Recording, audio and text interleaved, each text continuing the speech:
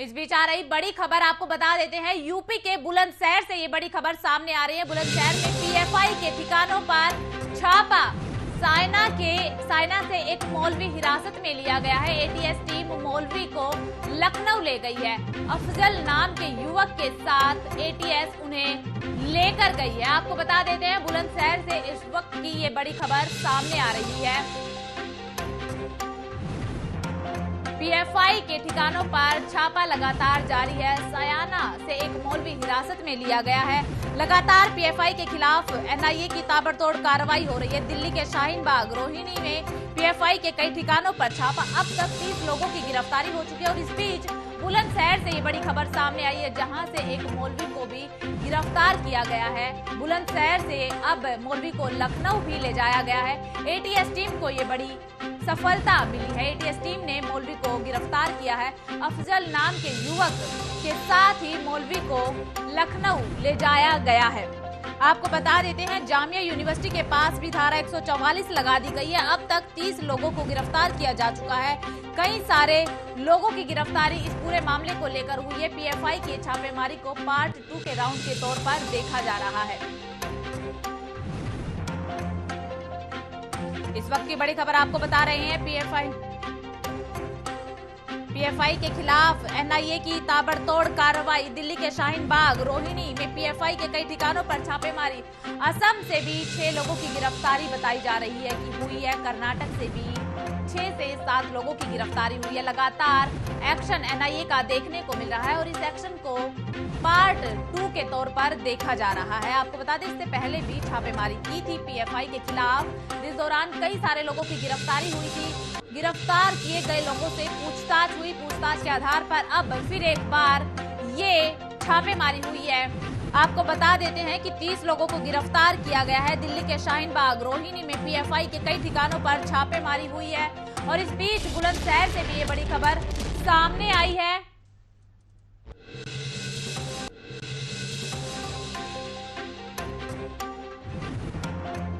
जहां पर एक मौलवी को गिरफ्तार कर लिया गया है और अब मौलवी को बुलंदशहर से लखनऊ ले जाया गया है।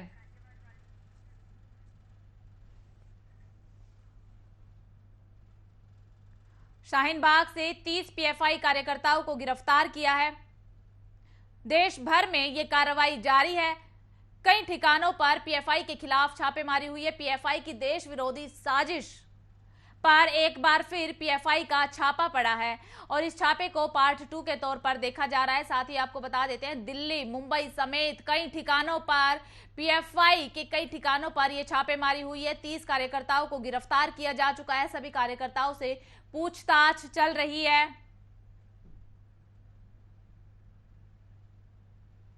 पीएफआई के खिलाफ एनआईए की ताबड़तोड़ कार्रवाई देखने को मिली है।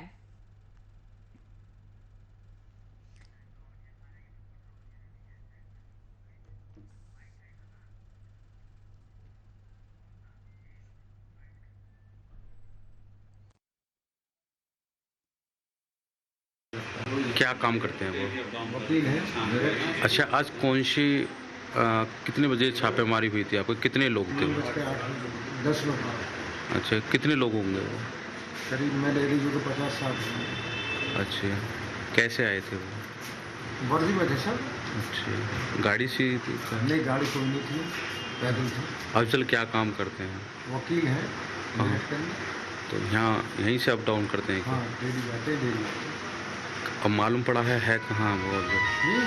अफजल है कहाँ, कुछ मालूम है? नहीं, कोई मालूम नहीं।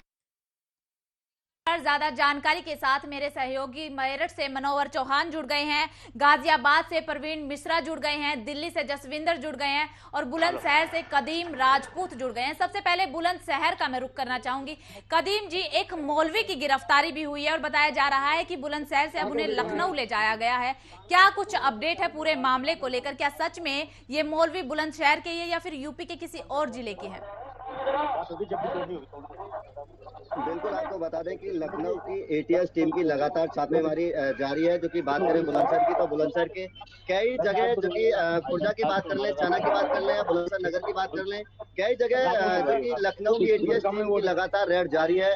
जो कि सूत्रों के हवाले से पता चला है कि बुलंदशहर के स्याना में जो कि एक अफजल नाम के युवक एटीएस टीम ने जो कि गिरफ्तार किया है, आपने जो कि पकड़ा, जो कि संदिग्ध माना जा रहा है, जिसको लेकर लखनऊ टीम जो पहुंची है उसे लेकर, जो कि सूत्रों के हिसाब से अगर अधिकारियों की बात करें तो अधिकारी किसी भी तरह की अभी तो कोई पुष्टि नहीं कर रहे हैं, लेकिन एटीएस टीम जो है वो लगातार पीएफआई के एजेंटों पर लगातार जो नेटवर्क है, पीएफआई का जो नेटवर्क जहां तक भी फैला हुआ, लगातार उन पर कार्रवाई करने का काम कर रही है। जो कि बुलंदशहर में भी कई तरह की कई जगह ऐसी सूत्रों के हवाले से खबर निकल कर आ रही है कि बुलंदशहर में एटीएस की लगातार कई जगह छापेमारी हुई है, जिसमें बुलंदशहर से बताया जा रहा है कि 2 संदिग्धों को अब तक एटीएस ने गिरफ्तार किया है। जो कि स्याना के एक अफजल नाम के युवक को भी एटीएस ने गिरफ्तार कर लखनऊ के लिए पूछताछ लेके गई है।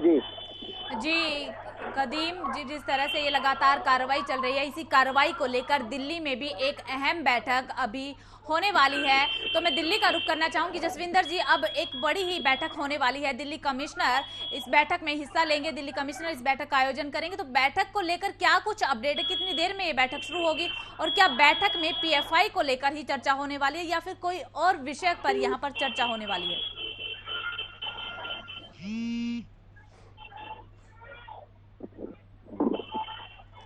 जसविंदर से हमारा संपर्क नहीं हो पा रहा है, तो मैं मनोवर चौहान का रुख करना चाहूंगी, जो कि हमारे साथ मेरठ से जुड़े हुए हैं। मनोवर जी, जिस तरीके से पीएफआई की लगातार कार्रवाई चल रही है, पूरे देश भर में ये कार्रवाई चल रही है, ऐसे में यूपी को लेकर मेरठ से अब तक कितनी गिरफ्तारी हो चुकी है, क्या कुछ निकल कर मेरठ से सामने आया है?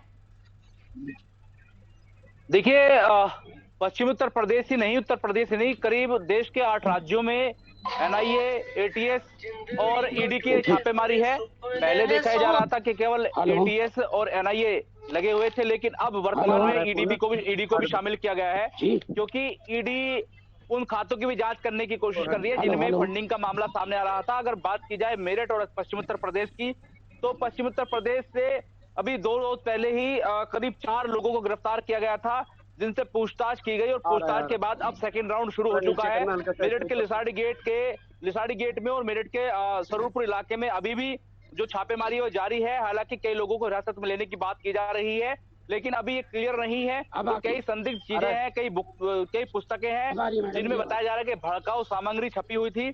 ऐसे में ये भी बताया जा रहा है कि मेरठ के मेडिकल थाना क्षेत्र में एक जगह पड़ती है, वहां पर फ्लैट लेकर चोरी छुपे जो पीएफआई का ऑफिस था, दफ्तर था, वो बनाया गया था, वहां भी छापेमारी की गई है।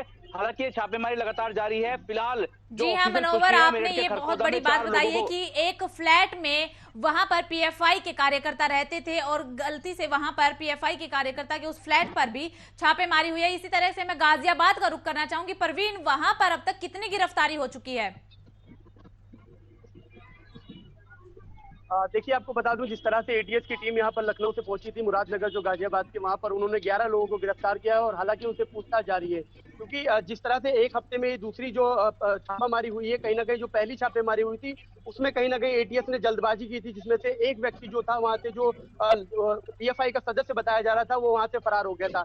लेकिन कहीं ना कहीं जब एटीएस ने वहां की लोकल पुलिस से अपना संपर्क साधा और उनके साथ जब 7 बजे वहां पहुंची, तो कहीं ना कहीं वो जो 2 व्यक्ति थे जो जिन लोगों पे शक जताया जा रहा था, जिस तरह से वो पीएफआई में के सदस्य कहीं ना कहीं टेरर फंडिंग को लेकर वो मामले में जुटी हुई थी, कहीं ना कहीं जो अब जो 11 व्यक्तियों की जो सूचना मिली थी एटीएस को, तो कहीं ना कहीं उन 11 व्यक्तियों की पूछताछ की जा रही है, उनको थाने में बिठाया गया है। कहीं ना कहीं अब जो है बड़ा मामला निकल कर सामने आ सकता है, क्योंकि जो मेन क्योंकि एटीएस को जो मिली है जानकारी, अब इस समय खुफिया जानकारी मिली है, और खुफिया जानकारी बहुत ही महत्वपूर्ण जानकारी है, जो कि इस समय पर पूछताछ चल रही है, क्योंकि भारी पुलिस बल के साथ इस बार एटीएस वहां पहुंचेगी। और लगातार जिस तरह से पहले वाले मामले में जो महिलाओं के एक सहारा लेकर वो व्यक्ति भाग गया था, पत्थरबाजी भी हुई थी, लेकिन इस बार जो भारी पुलिस बल वहां मौजूद रही, और कहीं ना कहीं अब 11 लोगों की जो गिरफ्तारी की गई है, उनसे पूछताछ लगातार जारी है इस मामले को लेकर। जी परवीन, दिल्ली का मैं रुख करना चाहूंगी। जसविंदर जी हमारे साथ जुड़े हुए हैं। जसविंदर, जिस तरीके से लगातार पीएफआई की कार्रवाई चल रही है, ऐसे में दिल्ली कमिश्नर अब थोड़ी ही देर में बैठक भी करने वाले हैं, क्या कुछ होने वाला है बैठक में कौन कौन शामिल होंगे, और क्या ये बैठक पीएफआई को लेकर ही होगी? जी मैडम, दिल्ली के अंदर जो प्रशासन की जो बैठक होने वाली है, इसके अंदर जितने आला अधिकारी हैं सब मिलकर बैठक ले रहे हैं कि दिल्ली के शाहीन बाग के अंदर जो 30 गिरफ्तारियां हुई हैं, जो PFI वाले की जो फंडिंग, जो टेररिस्ट फंडिंग इनको मिल रही थी, उसको लेकर जगह जगह छापेमारी हो रही है। दिल्ली के अंदर और सख्ती करने का इनका जो है चल रहा है, तो और सख्ती ज्यादा से ज्यादा जो है PFI के जितने भी मेंबर हैं इनको गिरफ्तार करने की जो पूरी कोशिश की जा रही है।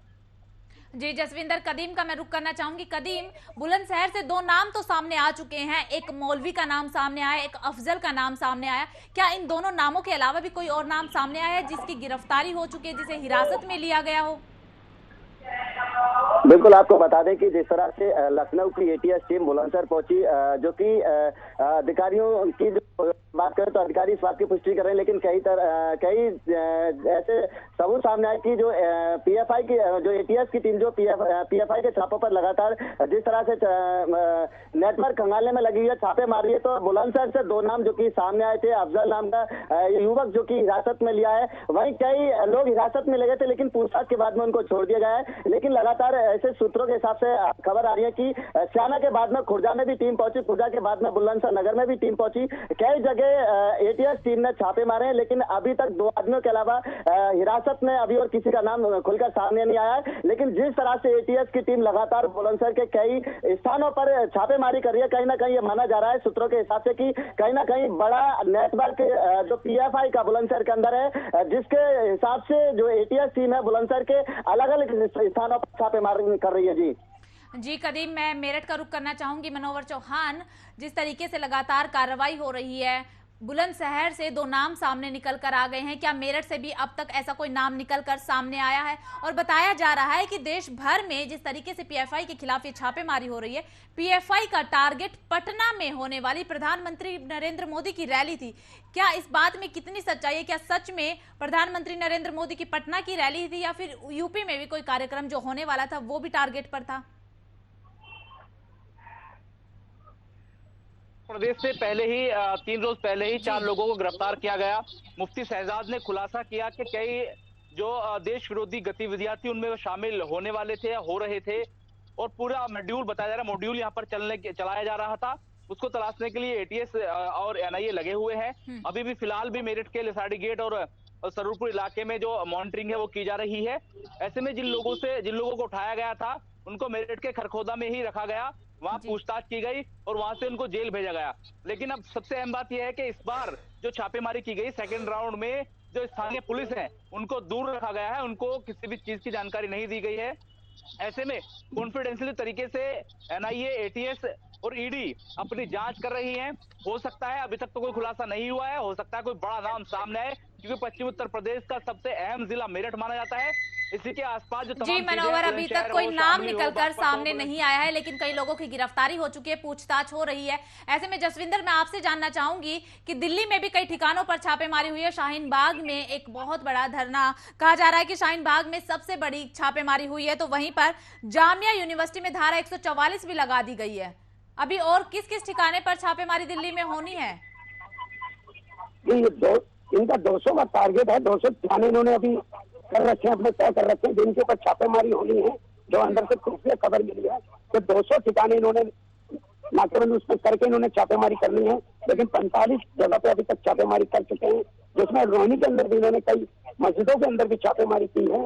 लेकिन शाहीन बाग से 30 गिरफ्तारी जो है बताई जा रही है कि जो हुई है अभी तक।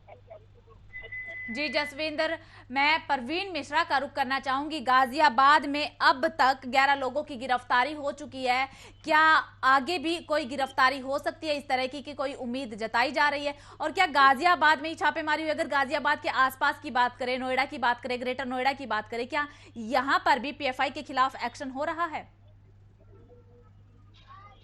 जी देखिए, बड़ा सवाल उठता है कहीं ना कहीं जो गाजियाबाद का कलछनी एरिया मुरादनगर है, वहां पर कहीं ना कहीं मुस्लिम आबादी ज्यादा है, तो ATS को काफी मशक्कत करनी पड़ी, क्योंकि 11 लोगों की गिरफ्तारी जो है काफी अहम मानी जा रही थी, क्योंकि और भी लोग सदस्य हो सकते हैं उसमें शामिल, क्योंकि अभी तक जो पकड़ में आए हैं, जो लोग PFI से जुड़े हुए थे सदस्य, उनकी 11 लोगों की गिरफ्तारी हुई है, उन लोगों से पूछताछ लगातार जारी है। हालांकि जिस तरह से आज सुबह से ही कई राज्यों में जिस तरह से ATS की छापेमारी हो रही है, तो कहीं ना कहीं बड़े पैमाने पर कार्रवाई हो रही है। जिस तरह से ये टेरर फंडिंग को लेकर जिस तरह से ये लोग जुटे हुए थे, हालांकि बात करें सीए एनआरसी को लेकर दिल्ली में जिस तरह से धरने प्रदर्शन हुए थे, उनमें भी इनका हाथ सम्मिलित थे। कहीं ना कहीं अल्पसंख्यक की बात करते हैं, लेकिन जिस तरह से पीएफआई एक एजेंडा चला रहे हैं, कहीं ना कहीं नौजवान लड़के जो इनसे जुड़े हुए, कहीं ना कहीं जो घटनाएं होती हैं उनमें कहीं ना कहीं घी डालने का काम करते हैं, तो इस तरह की गतिविधियों में शामिल रहते। तो एटीएस अब बड़ी कार्रवाई कर रही है। इनके जो मोबाइल से इनके जो लैपटॉप हैं उनको भी खंगाला जाएगा, आखिर किस किस गतिविधियों में ये लोग शामिल थे और किस तरह से ये लोग वार्तालाप होती थी इनकी, क्योंकि बहुत बड़ा मुद्दा है पीएफआई को लेकर, क्योंकि बहुत सारी ऐसी हादसे हो चुके हैं, ऐसी घटनाएं हो चुकी हैं जिसमें लेकर पीएफआई का नाम साफ तौर पर सामने आता है। जी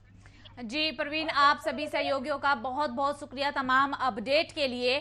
आपको बता देते हैं कि पीएफआई पर छापा पार्ट 2 ये देखा गया है और इसकी सारी अपडेट हमारे सहयोगियों से भी हमने ली है। हर जगह लगातार छापेमारी हो रही है और ये पार्ट 2 हम आपको बता रहे थे कि जहां पर छापेमारी हो रही है, अब लगातार आगे भी पीएफआई के खिलाफ छापेमारी होती रहेगी।